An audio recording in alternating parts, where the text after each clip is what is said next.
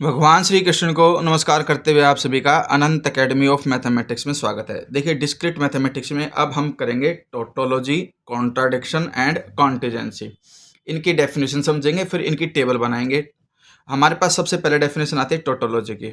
A compound proposition which is always true regardless of truth values assigned to its component proposition is called a tautology. यानी कि definition के according ये है कि जब हम ट्रुथ टेबल बनाएंगे तो जो फाइनल रिजल्ट आएगा उसमें सब कुछ क्या आना चाहिए, ट्रू आना चाहिए। उससे पहले जो आपके पास प्रोपोजिशन कंपोनेंट्स है वो चाहे ट्रू हो चाहे फॉल्स हो, उस पर कोई डिपेंड नहीं करेगा, लेकिन फाइनल रिजल्ट आपका ट्रू ट्रू ट्रू ही आना चाहिए, तभी हम उसको क्या बोलेंगे, टोटोलॉजी।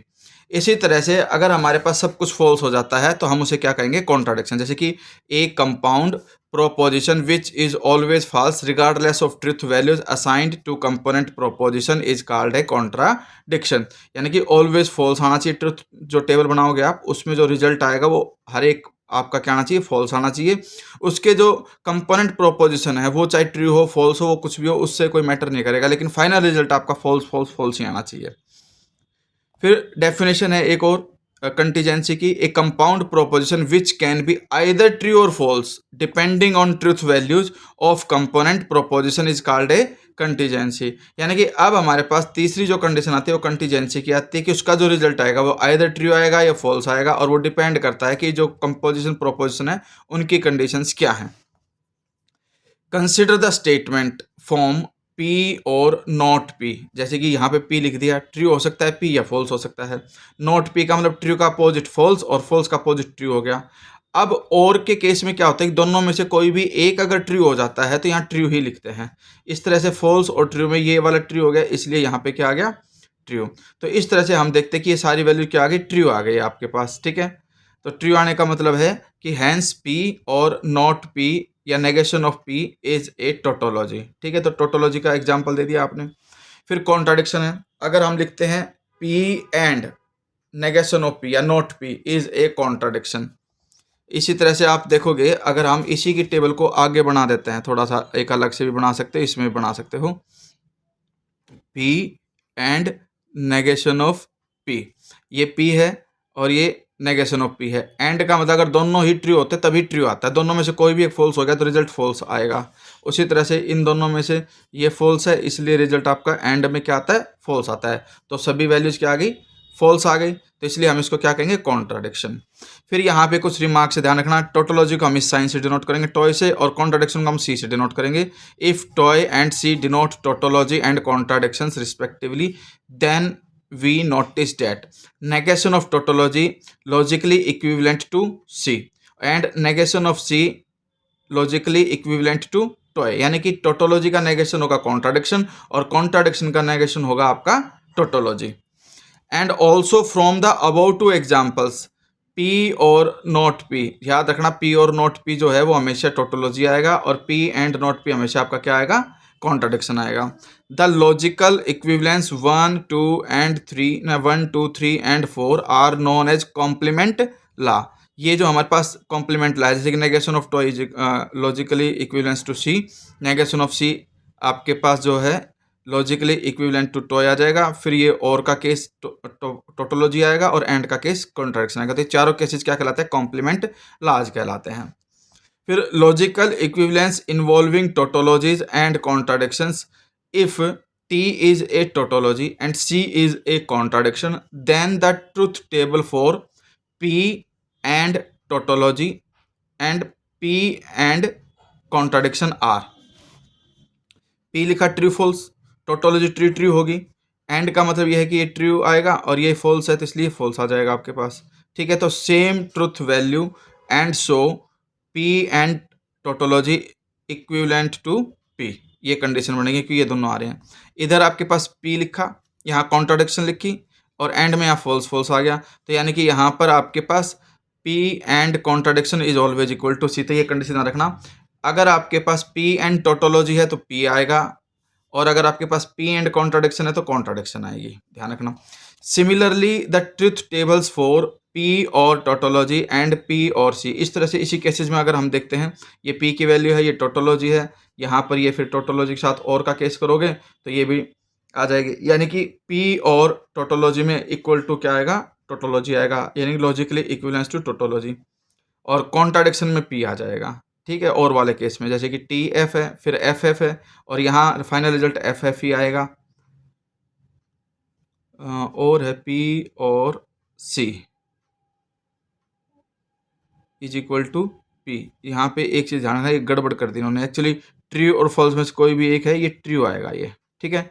तो ट्रू और फॉल्स, तो यहाँ पर ये दोनों मैच करेंगे, ये टी एफ और टी एफ। क्यों? क्योंकि और का केस है, और के केस में अगर कोई भी एक ट्रू है तो ट्रू आता है, दोनों फॉल्स होते हैं तभी फॉल्स आता है। तो ये आपके पास पी है, ये आपके पास सी है, और ये आपके पास पी और सी है। तो हम पी और सी और ये पी दोनों आ गए, तो ये आपके पास लॉजिकली इक्विवेलेंस आएंगे, ठीक है।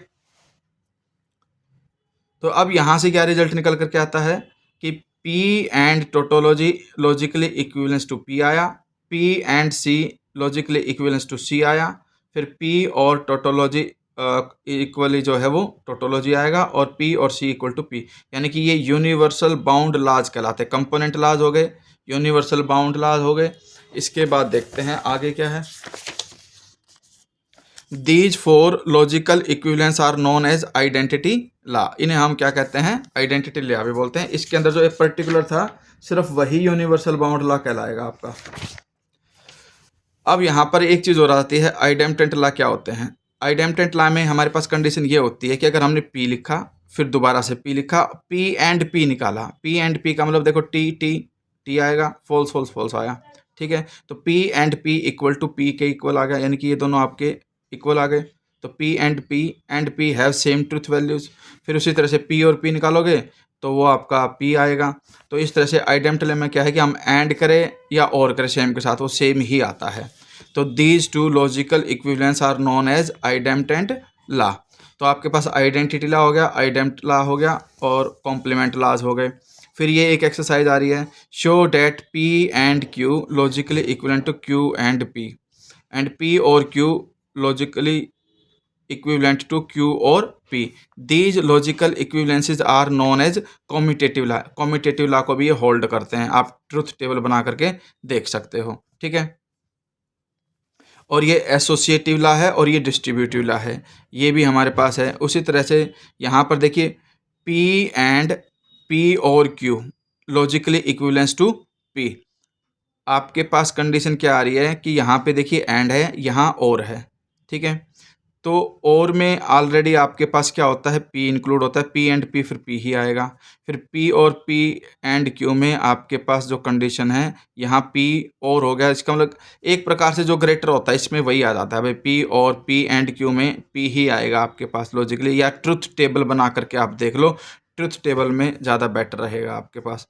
यहाँ मैं एक बना देता हूँ, उसी के हिसाब से आप दूसरी बना लेना। जैसे ये लिया मैंने पी, अब पी क्या हो सकता है, या तो ट्रू हो सकता है या फॉल्स हो सकता है, ठीक है। अब इसके रिस्पेक्ट में अगर हम क्यू बनाते हैं तो आपके पास ध्यान रखना, इसमें 4 केसेस बनेंगे, क्योंकि अब एक बार क्यू आ गया तो ट्रू फॉल्स, या मतलब ट्रू ट्रू फॉल्स फॉल्स, ये तो पी की वैल्यू होगी। क्यू के लिए आपके पास हो सकता है ट्रू फॉल्स। फिर आप निकालोगे यहाँ पर पी और क्यू, पी और क्यू का मतलब यहाँ पे टी आएगा, यहाँ भी टी आएगा, यहाँ पर भी टी आएगा, और ये आपके पास फॉल्स आ जाएगा, ठीक है। फिर इसके बाद हम निकालेंगे पी एंड पी और क्यू। ये पी है और ये पी और क्यू है, एंड निकालना है, तो पी एंड पी और क्यू। हम देखते हैं कि ये भाई ट्रू है और ये भी ट्रू है, तो ट्रू ही आएगा। ये भी ट्रू, ये भी ट्रू, तो ये भी ट्रू ही आएगा।